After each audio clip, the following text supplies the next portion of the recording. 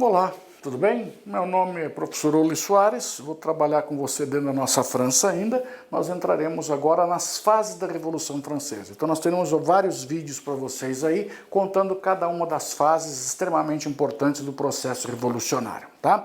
A primeira das nossas fases é a Assembleia Legislativa. Então nós saímos de uma Assembleia Nacional Constituinte, elaboramos uma Constituição para a França e aí nós entramos então numa Assembleia Legislativa. Essa Assembleia Legislativa significa dizer o quê? Que nós temos então essa Constituição, a Constituição que vai nortear aquilo que seria a nossa França. Então quando você elaborou essa Constituição francesa, primeira situação, nosso rei Luís XVI, ele jurou obedecer à Constituição. Ou seja, quando ele jura obedecer à Constituição, significa dizer o quê? Que basicamente nós estamos chegando na ideia que seria o fim do absolutismo.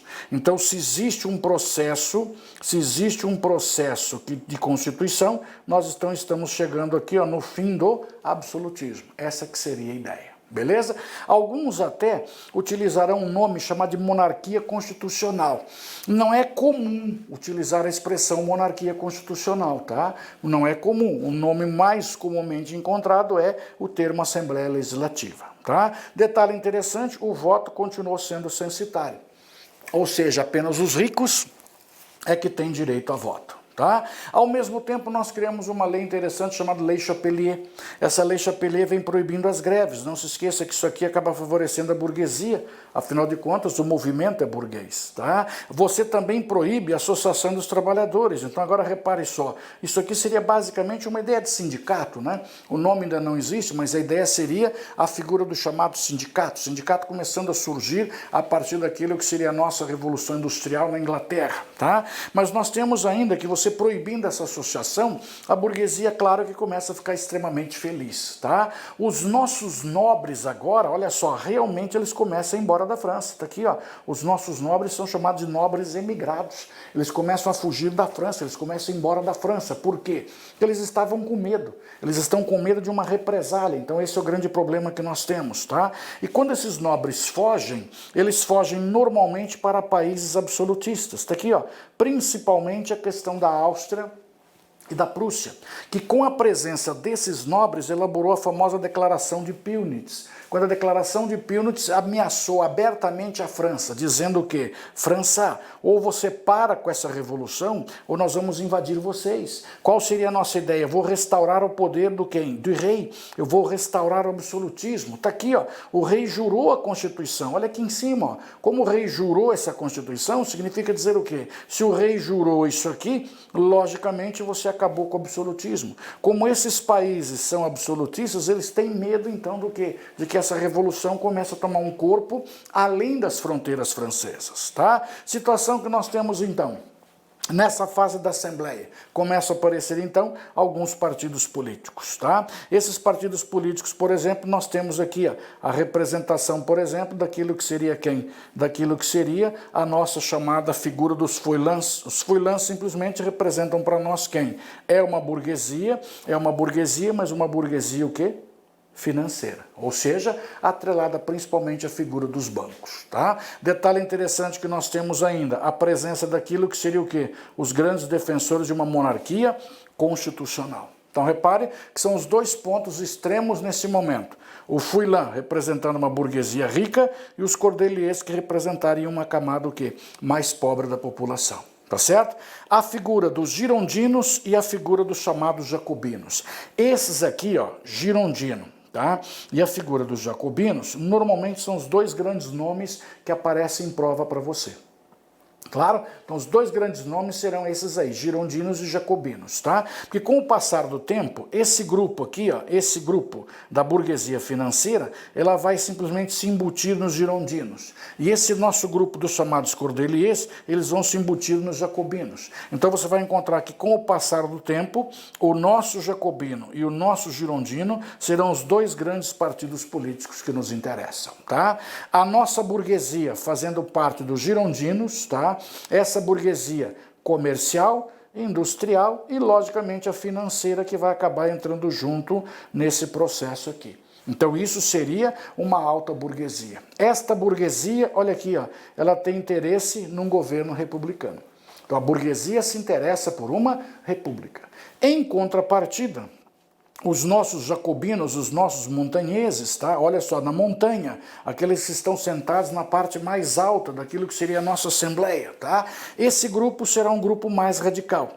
Ou seja, mais radical porque nós temos juntos a presença de quem? Das famosas massas urbanas, tá? Ou seja, os indivíduos, os famosos sanculotes, os chamados operários.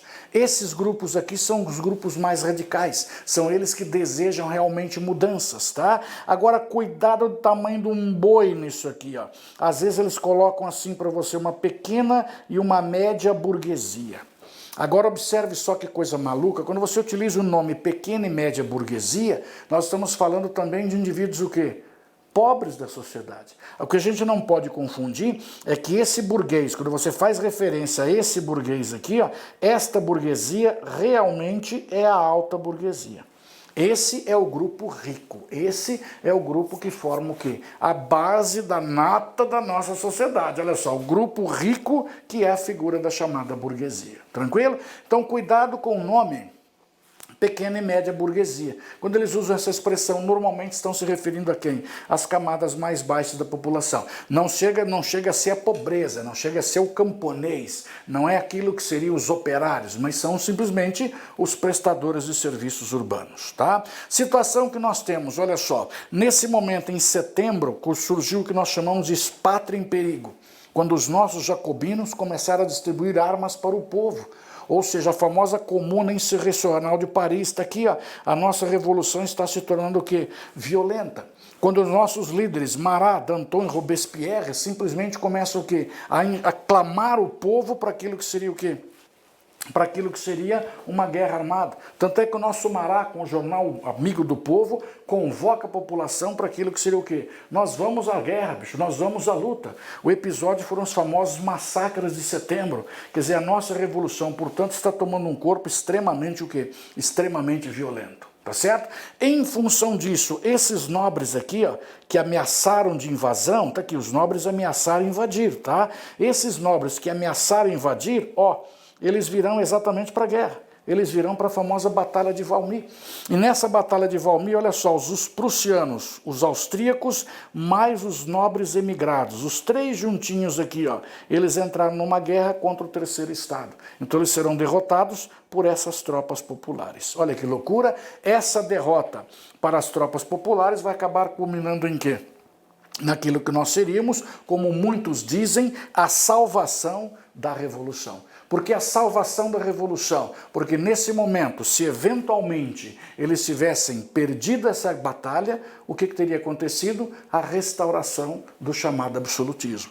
Por isso que você tem aqui, ó, o nosso garotão chamado Goethe, ó, ele disse que a Batalha de Valmy foi a salvação da revolução. Em termos de história, quando você coloca condicional se, fica esquisito, né? Se tivesse acontecido dessa forma, se tivesse acontecido desse outro jeito, tá? Mas o que nós vamos encontrar? A ideia básica é exatamente essa. Porque um exército de nobres, olha só que loucura, um exército de nobres, formado por quem? Pelos nobres emigrados, nobres austríacos, nobres prussianos, entraram na França para derrotar aquilo que seria um terceiro estado. E o terceiro estado saiu vitorioso, ou seja, foi a salvação da revolução. Tranquilo? Teremos na sequência outros vídeos falando para você sobre as outras etapas da Revolução Francesa. Gostou? Curte aí, se inscreve no canal e compartilhe. Até a próxima. Tchau!